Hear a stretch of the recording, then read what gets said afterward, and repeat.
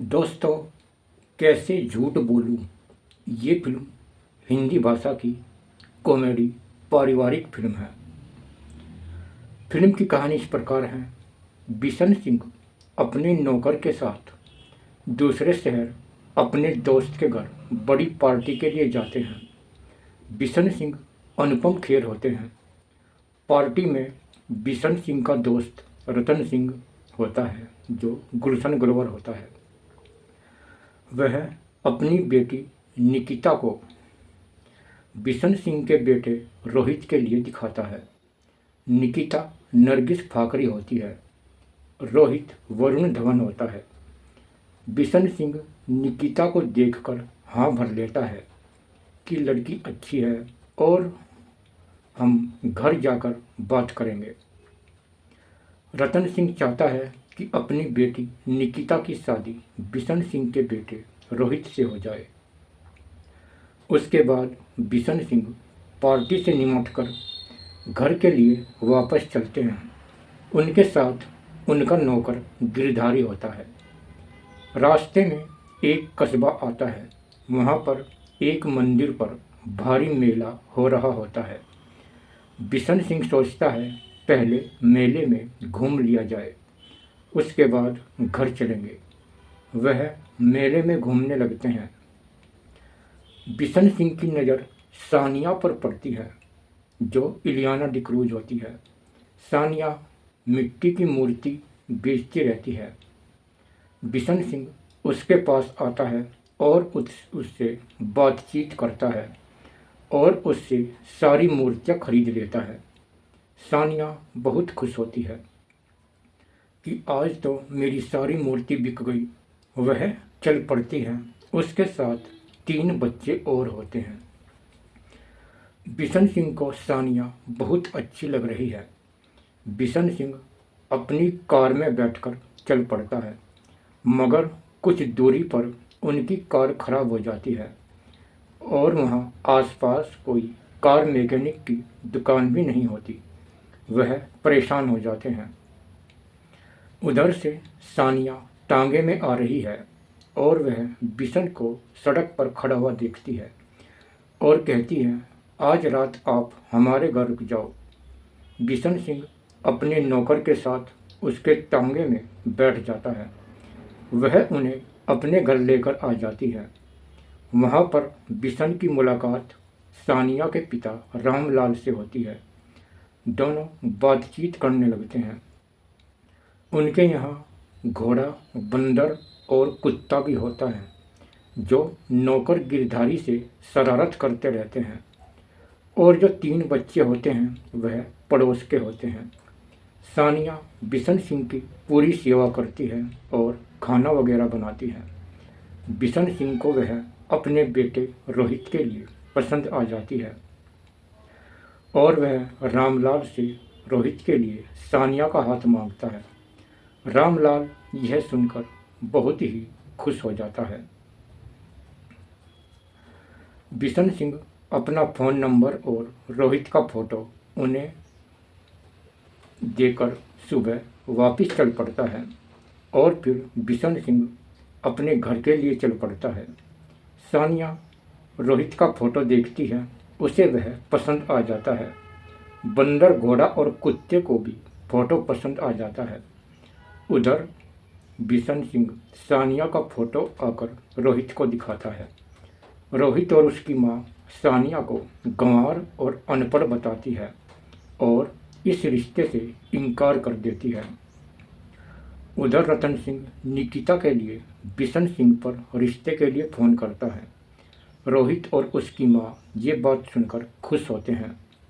रतन बताता है कि बिशन सिंह भी मेरी बेटी को पसंद कर चुके हैं, बस अब शादी की तैयारी होनी चाहिए।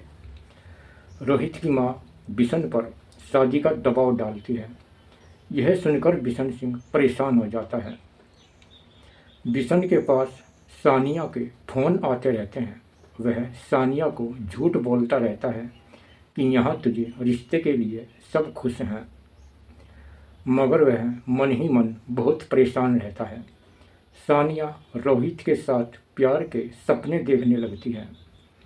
फिर रतन की लड़की निकिता के रिश्ते की भारी दबाव में किशन सिंह को हाँ भरनी पड़ती है और रतन सिंह बहुत खुश होता है और अपनी बेटी निकिता को बताता है कि रोहित से शादी होते ही उनकी सारी दौलत हमारी हो जाएगी। फिर शादी की तैयारी होने लगती है। बिशन की आंखों में पानी होता है। वह सोचता है कि सानिया से कब तक और कैसे झूठ बोलूं, अब तो सच बताना ही पड़ेगा। वह सानिया को फोन पर सब सच बता देता है। रोहित की शादी की खबर सुनकर सानिया का दिल टूट जाता है और सानिया दुल्हन बनकर माता के मंदिर में पहुंच जाती है और माता के सामने विनती करती है कि अगर रोहित की शादी किसी और से हुई तो मैं सर पटक पटक कर अपनी जान दे दूंगी। वहाँ सानिया के पिता और कुछ गांव वाले सानिया को बहुत समझाते हैं कि वह बहुत अमीर लोग हैं, तेरे साथ शादी नहीं करेंगे, मगर सानिया बुरी तरह रोती रहती है। घोड़े और बंदर पर उसका रोना नहीं देखा जा रहा। घोड़े को बहुत गुस्सा आता है और वह वहाँ से अकेला चल पड़ता है।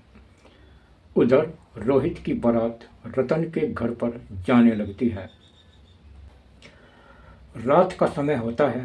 रोहित घोड़े पर बैठा है। बैंड बाजा बज रहा है। बारात रतन सिंह के घर से कुछ ही दूरी पर होती है। सब लोग बहुत ही ज़्यादा खुश हैं। बाराती डांस कर रहे हैं बैंड बाजे पर। अचानक घोड़ा बिदक जाता है और वह रोहित को लेकर उल्टी दिशा में भाग पड़ता है। बहुत से लोग गिर पड़ते हैं। बहुत से लोग घोड़े का पीछा करते हैं। यहाँ पर भगदड़ मच जाती है। कुछ समय बाद घोड़े के मालिक को बुलाया जाता है। सब लोग उस पर बहुत भड़कते हैं कि यह कैसा घोड़ा लाया, यह तो रोहित को कहाँ ले गया। घोड़े वाला नशे में होता है। उसने पूरी शराब पी रखी थी। वह बोलता है, मुझे कुछ नहीं पता ये सब कैसे हुआ। पता नहीं नशे में मैं कौन सा घोड़ा ले आया। मैं तो अपने घोड़े को तैयार कर रहा था। मुझे नहीं पता कि यह कैसे मेरे घोड़े की जगह आ गया। मेरा घोड़ा भी सफ़ेद है और ये भी सफ़ेद है। उधर जो घोड़ा होता है उसका नाम राजा होता है। घोड़ा रोहित को बैठाकर बहुत तेज दौड़ रहा है। रतन के आदमी घोड़े का पीछा करते हैं मगर वह हाथ नहीं आता। रोहित गिरने के डर से घोड़े से चिपका रहता है। घोड़े के पीछे रतन के आदमी कार से पीछा करते हैं मगर राजा रात में बहुत तेज भाग रहा है और सबको चकमा दे जाता है। सुबह राजा रोहित को गांव में ले आता है और मंदिर के बाहर पटकता है। रोहित को कुछ भी समझ नहीं आ रहा कि ये सब क्या हो रहा है। सानिया रोहित को देखकर बहुत खुश होती है और भागकर रोहित के गले में वरमाला डाल देती है। रोहित को कुछ भी नहीं पता कि ये क्या हो रहा है। उसके हाथ में भी वरमाला दी जाती है मगर वह सानिया के गले में माला नहीं डालता। तभी बंदर रोहित की तरफ को बहुत तेज गुर्राता है। रोहित डरकर सानिया के गले में माला डाल देता है। फिर सानिया रोहित को मंगलसूत्र और सिंदूर देती है। वह मना करता रहता है। बंदर उसकी तरफ को फिर गुर्राता है। रोहित डर के मारे सानिया के गले में मंगलसूत्र डाल देता है और उसकी मांग भर देता है। सानिया देवी माता का बहुत एहसान मानती है। अब सब गांव वाले सानिया का पिता दोनों को आशीर्वाद देते हैं। रोहित का ये देखकर सिर चकरा जाता है। सोचता है, मैं कहाँ हूँ, मैं कौन हूँ, कहीं मैं कोई सपना तो नहीं देख रहा, ये सब मेरे साथ क्या हो रहा है।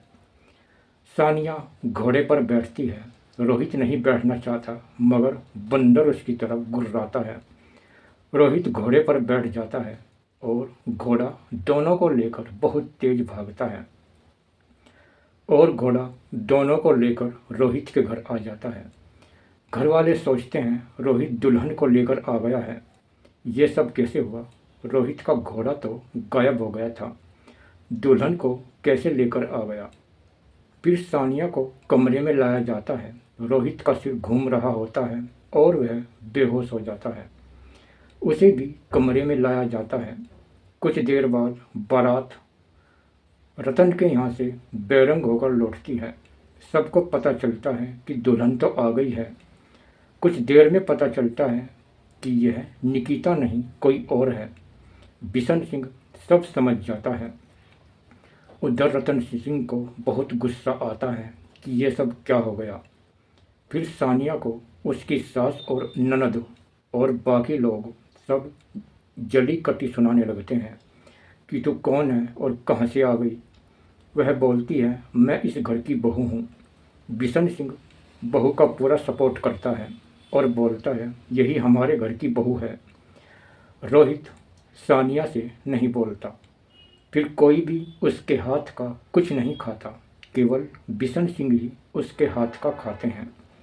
घर वालों के तानों से तंग आकर सानिया घर छोड़ने पर मजबूर हो जाती है और रोने लगती है। सोचती है, मुझसे बहुत बड़ी गलती हो गई है जो मैं यहाँ इस तरह आ गई। वह घर छोड़ना चाहती है मगर बिशन सिंह उसे समझाता है और अपने घर के बिल्कुल सामने बहू का घर बना देता है और उस घर में ससुर और बहू रहने लगते हैं। फिर हर समय सास और ननद सानिया को देखकर चिढ़ते रहते हैं और बिशन सिंह को उल्टी सीधी बोलते रहते हैं। सानिया अपने घर से कुत्ता और बंदर को भी मंगा लेती है। अब जब भी घर का कोई सानिया को कुछ कहता, कुत्ता और बंदर उनकी जमकर खबर लेते। सब लोग बंदर से बहुत परेशान हो जाते हैं। बंदर उस परिवार का जीना हराम कर देता है और सानिया को कुछ भी नहीं कहने देता। बिशन सिंह बोलता है, जब तक तुम सब सानिया को बहू के रूप में स्वीकार नहीं करोगे तब तक तुम्हारे साथ ऐसा ही होगा। रोहित और उसकी माँ और उसकी बहन सब परेशान रहते हैं। उधर रतन सिंह अपनी बेटी निकिता को बोलता है, पता नहीं वह गंवार लड़की वहाँ बहू बनकर कैसे चली गई और हमारे हाथ से उनकी सारी दौलत निकल चुकी है। अब हमें कुछ और करना पड़ेगा। रतन सिंह रोहित की बहन का किडनैप कर लेता है और उसके गुंडे फिरौती मांगते हैं। वह सब लोग परेशान हो जाते हैं। फिर घोड़ा, कुत्ता और बंदर रोहित को लेकर जाते हैं और वहाँ गुंडों के साथ भारी लड़ाई होती है और बड़ी चालाकी से कुत्ता, घोड़ा और बंदर रोहित की बहन को बचाकर घर ले आते हैं। रतन सिंह की पोल खुल जाती है और निकिता की भी। फिर रोहित और उसकी बहन और उसकी माँ सभी लोग सानिया से माफ़ी मांगने लगते हैं कि हमें नहीं पता था। वह बोलते हैं, हमें नहीं पता था कि रतन सिंह इतना जालिम आदमी है जो हमारी दौलत के पीछे था। फिर रोहित की माँ सानिया को खुशी खुशी अपने साथ अपने घर में लेकर आ जाती है और बोलती है, आज से तुम्हारे सारे दोस्त इसी घर में रहेंगे। यह सुनकर बिशन सिंह और सानिया बहुत खुश होते हैं और रोहित पहली बार सानिया को गले लगाता है। दोस्तों, ये फिल्म वरुण धवन की मैं तेरा हीरो फिल्म के तुरंत बाद रिलीज होनी थी मगर किसी कारण यह रिलीज नहीं हो पाई और अनरिलीज होकर रह गई। और इसे डायरेक्ट किया था डेविड धवन ने। और आप बताना, अगर ये फिल्म रिलीज हो जाती तो कैसा लगता, कमेंट बॉक्स में ज़रूर बताना। और ये फिल्म आपको कैसी लगी कमेंट बॉक्स में ज़रूर बताना।